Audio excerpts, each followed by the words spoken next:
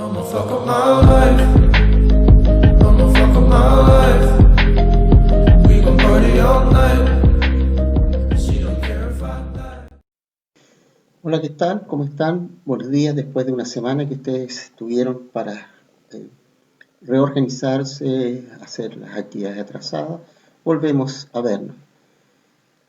Como hemos dicho en muchas ocasiones, Arica está en una situación complicada.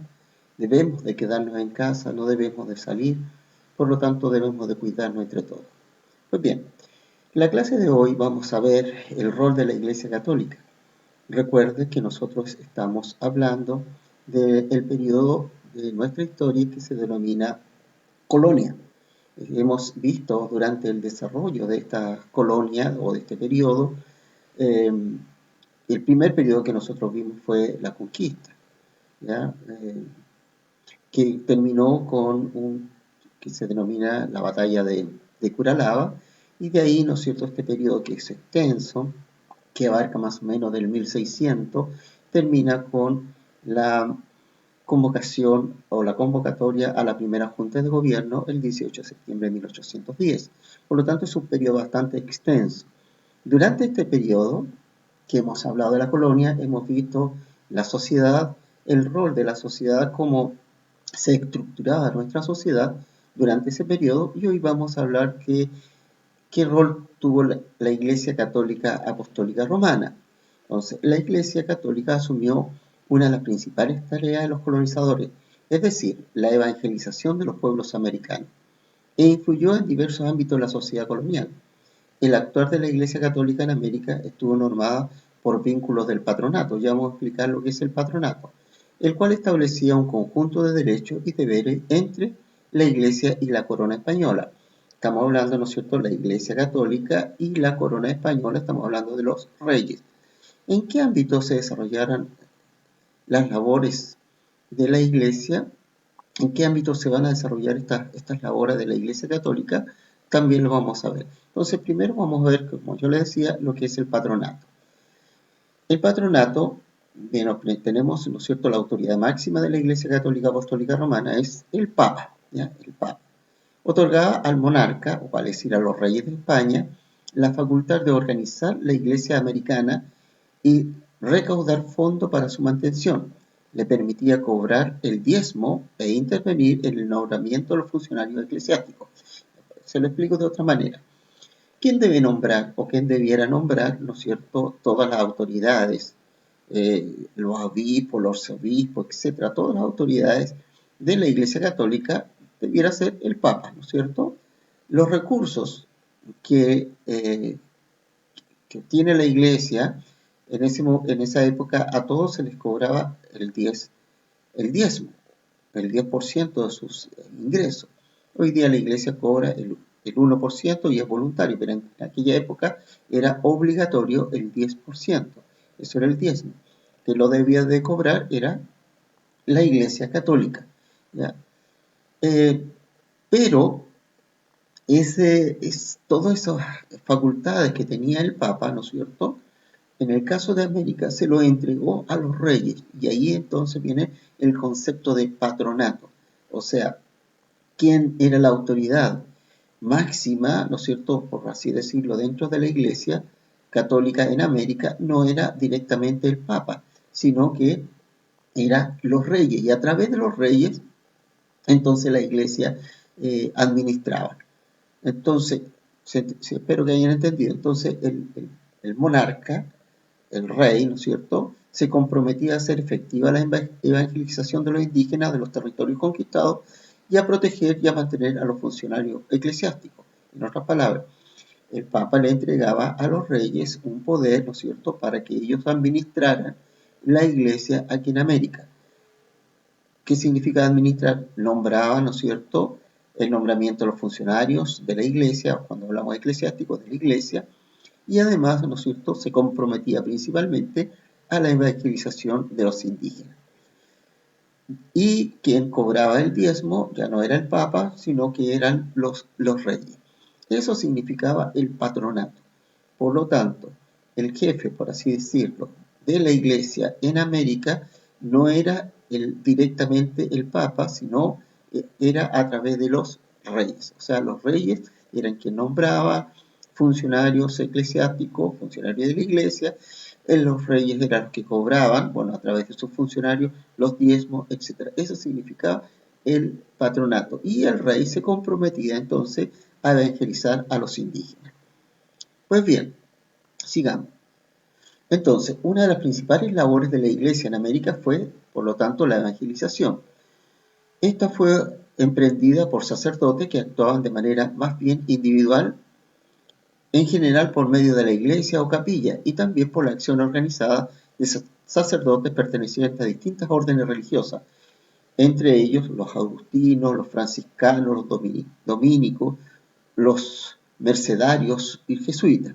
Esta última destacó por su labor realizada en las denominadas misiones, cuyas características principales fueron las siguientes. Ya vamos a hablar un poco de eso, voy a explicar un poco. Entonces, ¿a través de qué realizó la Iglesia Católica aquí en América esta evangelización? Por los sacerdotes en forma individual. En todo caso, nosotros, como habíamos dicho, recuerdan ustedes, cuando se iniciaban estas empresas de conquista para venir a América, también incluían a un sacerdote. Y eso no solo para poder guiar espiritualmente a toda la hueste, o sea, este grupo de soldados que venían, sino también para iniciar el proceso de evangelización. De ahí que cada vez que se fundaba una ciudad, lo primero que se hacía también era construir, ¿no es cierto?, un templo, o sea, una iglesia. Muchas de estas iglesias, ¿no es cierto?, aún inclusive se mantienen. Nosotros vemos en la gran mayoría de los pueblos, por ejemplo, andinos nuestros, donde hay iglesias que son del 1600, del 1700, o sea, son muy antiguas, que se construyeron, ¿no es cierto?, en un pueblo de muy pocas casas, pero ahí siempre hay una iglesia. Y lo vamos a encontrar en todos los pueblos, todas las ciudades que los españoles fundaron, estaba también una iglesia o una capilla. Bueno, también muchas veces esto fue hecho por el trabajo de algún sacerdote en especial, pero también algunos sacerdotes organizados. La Iglesia Católica se divide en órdenes religiosas, ¿ya? Estas órdenes fueron creadas por algún sacerdote y tuvo sus seguidores. Por ejemplo, San Agustín, hablamos de los agustinos; San Francisco, los franciscanos; Santo Domingo, los dominicos, y así, ¿no es cierto? Pero había una orden dentro de esto, que eran los jesuitas.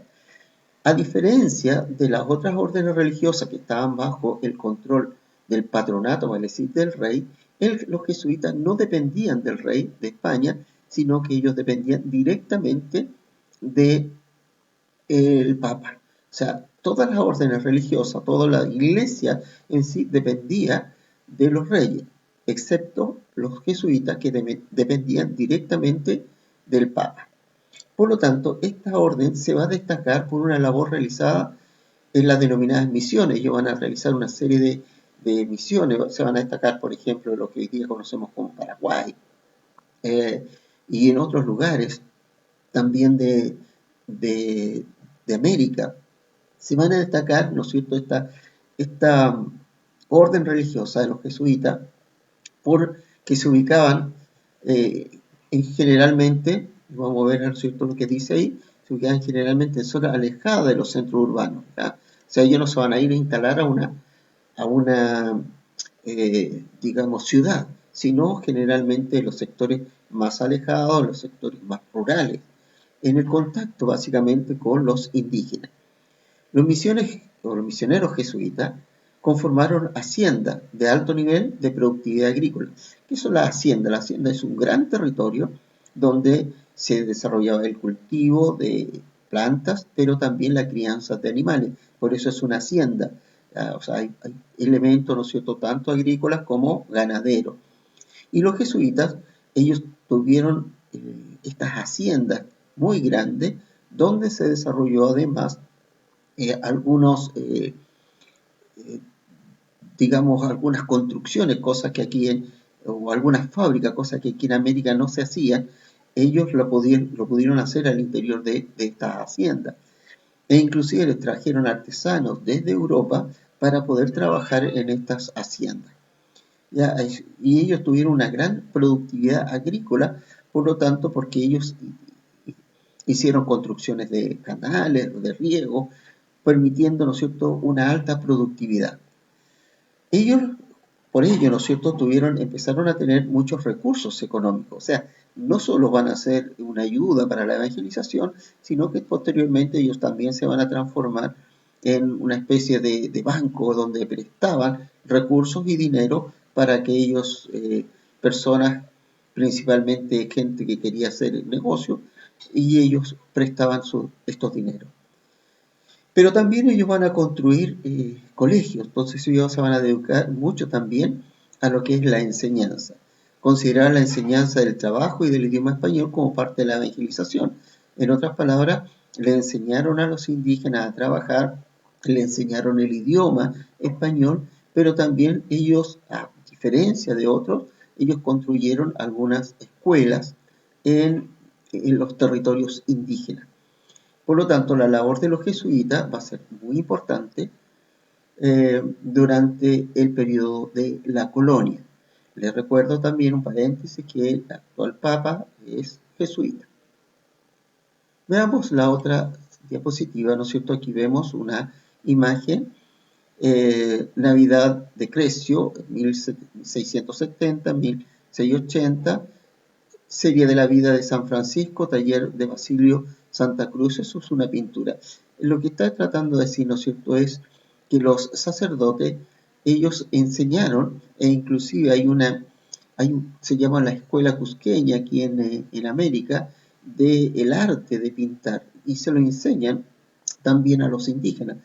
Es posible ver en muchos de los templos antiguos una gran cantidad de murales religiosos, por supuesto, y que es básicamente la pintura que se realizó aquí en América. Nosotros tenemos algunos de estos murales, por ejemplo, en la iglesia de Parinacota. Ahí vamos a encontrar, ¿no es cierto?, una serie de murales que no están restaurados, lamentablemente, pero ahí encontramos algunos murales, principalmente en las murallas de este templo allí al interior de Arica. Entonces vemos estos murales, ¿no es cierto?, que hablan un poco de lo que es la Navidad, ¿no es cierto?, en Grecia, y nos muestra, ¿no es cierto?, algunos elementos de la cultura de aquella época. Vamos a leer dos documentos que nos hablan también del rol de la iglesia. Dice, en América española, el cura trabajaba al lado del corregidor y el alcalde mayor. ¿Quién era el corregidor y el alcalde mayor? Eran funcionarios del cabildo. ¿Quién era el cabildo? El cabildo es como la municipalidad actual, ¿ya? El corregidor era como, digamos, como el intendente, por así decirlo, o el gobernador. O sea, cuando hablamos de gobernador, no era el que administraba, sino que el que estaba más bien a cargo de un territorio mucho más amplio de la ciudad. Y el alcalde, por supuesto, el que estaba a cargo de la ciudad. Y ahí generalmente, ¿no es cierto?, estaba la Iglesia Católica, que trabajaban en conjunto. Casi invariablemente, español o criollo, quien era el criollo, era el español nacido en América, administraba a los amerindios, ¿no es cierto?, de América e indios. Entonces, por lo tanto, está hablando de la gente nacida aquí en América. Los sacramentos a que tenían derecho, legitimarlo en la jerarquía y la subordinación y el control. ¿Qué significan los sacramentos? Uno de los principales sacramentos para la Iglesia Católica Apostólica Romana es el bautismo. ¿Por qué? Porque a partir del bautismo, allí se le daba un nombre a ese niño. Y habitualmente en aquellos indígenas los bautizaban con un nombre español, o un nombre, como ellos le denominaban, un nombre cristiano. Ya no le ponían, no conservaban el nombre, ¿no es cierto?, de sus ancestros, o como lo llamaban sus ancestros, sino que básicamente colocaban un nombre, supuestamente, entre comillas, cristiano. Entonces, siempre, ¿no es cierto?, de esta manera tenían un control sobre la población indígena, ¿ya? Y de esta manera, ¿no es cierto?, los indígenas debían estar subordinados o sometidos de alguna manera y al control de estos españoles, ya sea español nacido en España o el criollo, ¿no es cierto?, que era el español nacido en América. Lo que hoy se designa como costos sociales, escuelas, hospitales, instituciones de beneficencia, eran financiados y administrados por la Iglesia. O sea, no era el gobierno el que administraba la escuela, los hospitales, las instituciones de beneficencia, sino básicamente era la Iglesia. De ahí que, ¿no es cierto?, por ejemplo, los hospitales, casi todo, ¿no es cierto?, era una orden religiosa, un grupo que se dedicaron a los hospitales, y casi todos se llamaban San Juan, ¿ya? Porque supuestamente era el santo hospitalario, y de ahí, ¿no es cierto?, venían estas otras instituciones de beneficencia para ayudar a los pobres, siempre fue la iglesia. Las escuelas también eran financiados y administrados por la iglesia. ¿A través de qué? A través de ese diezmo, ¿no es cierto?, que se recaudaba. Pero la función de la iglesia era más amplia. Hacia 1700, las contribuciones de los fieles y las políticas financieras la habían enriquecido y los ingresos de la iglesia colonial eran tan conocidos en la colonia como en la metrópoli. ¿Qué significaba? Que muchas veces cuando las personas fallecían, mucha gente de muchos recursos, estos dineros o estos bienes se los dejaban en la iglesia. Por lo tanto, la iglesia comenzó a tener mucho poder económico y como tenía tanto poder económico se había enriquecido y por lo tanto, ¿no es cierto?, la iglesia comenzó a prestar dinero y recursos, o sea, se transformó además en un banco, ¿ya? Este es un documento adaptado de Stalin Stein, ¿no es cierto?, y es una herencia colonial de América Latina. Luego, ¿no es cierto?, el otro documento dice la estrecha relación entre la Iglesia y el Estado anuló completamente cualquier noción de educación privada. Las variadas actividades educacionales llevadas a cabo por la Iglesia bajo la autoridad del Estado incluían desde la evangelización de los nativos a la fundación de universidades. O sea, quien se dedicaron exclusivamente a la educación fue la Iglesia, tanto a la educación de los nativos, que cuando hablamos de nativos estamos hablando de los aborígenes, los indígenas, como la educación en el caso de los españoles, tanto criollos como españoles, también era la Iglesia, y las universidades. Aquí en Chile, al final de la colonia recién se vino a fundar la primera universidad, pero por ejemplo en Perú, que estaba el virreinato, allí se fundaron, ¿no es cierto?, las universidades bajo la dirección de la Iglesia. El monopolio educacional, cuando hablamos de monopolio, significa que uno solo está impartiendo, haciendo este beneficio, en este caso la educación. De la Iglesia descartó completamente la noción de educación estatal, ¿vale? Si quien se preocupó de la educación no fue el Estado, no fue la corona española, ni tampoco, ¿no es cierto?, las municipalidades, sino básicamente la Iglesia. ¿Cómo se conoce hoy? Hoy día, ¿no es cierto?, la educación es por parte del Estado y si alguna persona, ¿no es cierto?, como son particulares subvencionados, eso significa que el particular administra, pero con los recursos del Estado. O sea, el Estado es el principal benefactor o el que lleva, ¿no es cierto?, la educación. Muchas universidades hoy día son estatales, como en el caso de aquí Arica, la Universidad de Tarapacá es una universidad estatal, es el Estado, no es de un privado. Por esta razón, resulta apropiado el uso del término iglesia docente, que significa iglesia docente. Cuando hablamos de docente hablamos de educación. Por lo tanto, quien lleva la educación es la Iglesia, para referirnos al control sobre la educación ejercido por las autoridades eclesiásticas, particularmente por las órdenes religiosas.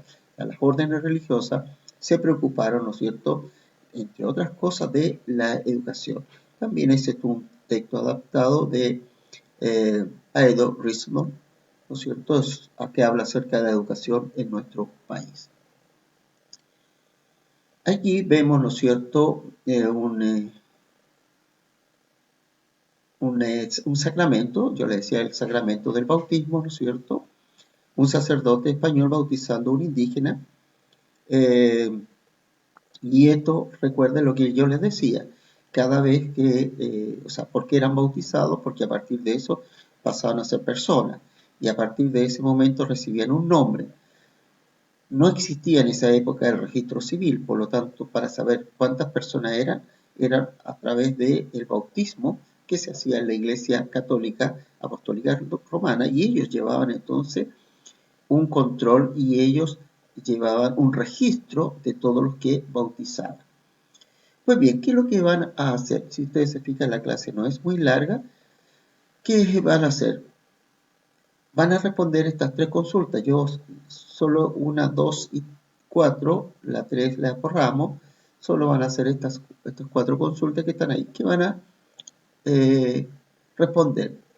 ¿De qué manera la evangelización cumplía con los vínculos del patronato? ¿De qué manera la evangelización cumplía con los vínculos del patronato?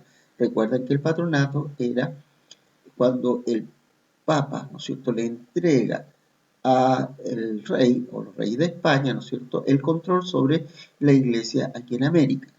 Para tener este control, ¿qué tenían que hacer los reyes? Tenían que evangelizar aquí en América. Entonces, por ahí va la respuesta, ¿ya? La otra pregunta dice, ¿qué situaciones o estrategias formaban parte de las tareas de la evangelización? Descríbela. ¿Qué estrategia? Estamos hablando, ahí hablamos de la educación, estamos hablando, ¿no es cierto?, de ubicarse en los sectores donde estaban los indígenas, el entrar a los territorios indígenas, eso estamos hablando de estrategia. Y la última pregunta dice, ¿qué rol tuvo la Iglesia Católica en el ámbito como la economía, la educación, la cultura y la vida cotidiana? Cuando hablamos en el ámbito de la economía, dijimos, ¿no es cierto?, que ellos fueron también dueños de la hacienda, donde se desarrollaba la economía. En aquella época, voy a aclarar un poquito también, en aquella época la vida era básicamente una vida rural. La gran mayoría de las actividades se hacían en la hacienda. Las ciudades eran muy pequeñitas y la gran mayoría de la gente vivía en la hacienda. Por lo tanto, toda la actividad económica se hacía en la hacienda. Y cuando hablamos de hacienda, estamos hablando de territorios muy grandes. Por poner un ejemplo, ¿ya? Una hacienda podría ser todo el Valle de Asama. O sea, así de grande era la hacienda. Y tal vez más grande. En la zona central del país abarcaban territorios muy extensos. Por lo tanto, al interior de la hacienda vivía mucha gente. Y toda esa gente, ¿no es cierto?, vivía de los recursos que se producían en la hacienda. ¿Qué recursos? Ya les expliqué.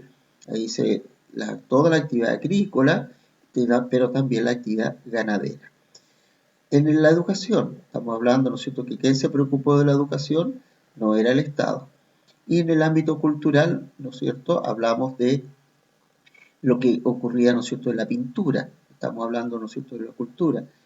Toda la pintura, ellos enseñaron a muchos indígenas a pintar, y yo les decía, ¿no es cierto?, lo que se daba en los murales, murales que se pintaron al interior de los templos.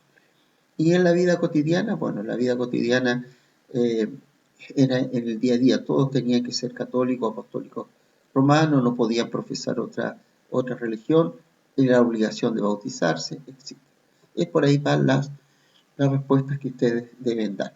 Como ven ustedes, y por último, si ustedes tienen acceso a Internet, ustedes también consulten en alguna página de Internet buscando mayor información. Les recomiendo que ustedes vean Algo habrán hecho por la historia de Chile. Si no mal recuerdo, es el capítulo 2 de Algo habrán hecho por la historia de Chile. ¿Ya? Eso vean. Y hay mucha información sobre esto. Y nos estaremos viendo entonces ya la próxima clase, porque la próxima semana hay una semana en que ustedes se tienen que poner al día y también dejarle yo alguna información a través de otro video, ¿no es cierto?, donde puedan ustedes preguntar. Quiero, ¿no es cierto?, que me dejen aquí abajito, ¿no es cierto?, la información, perdón, alguna consulta que ustedes quieran hacerme, algo que quieran que les pueda aclarar, Para la próxima clase me dejan aquí preguntas, profesor, no entendí esto, ya, entonces así yo lo puedo orientar. O si no, a través del mismo, YouTube le puedo orientar, ¿no es cierto?, dándole una respuesta, o si no, en un próximo video. Entonces nos vemos en la próxima clase y no olviden, deben de cuidarse y quedarnos en casa.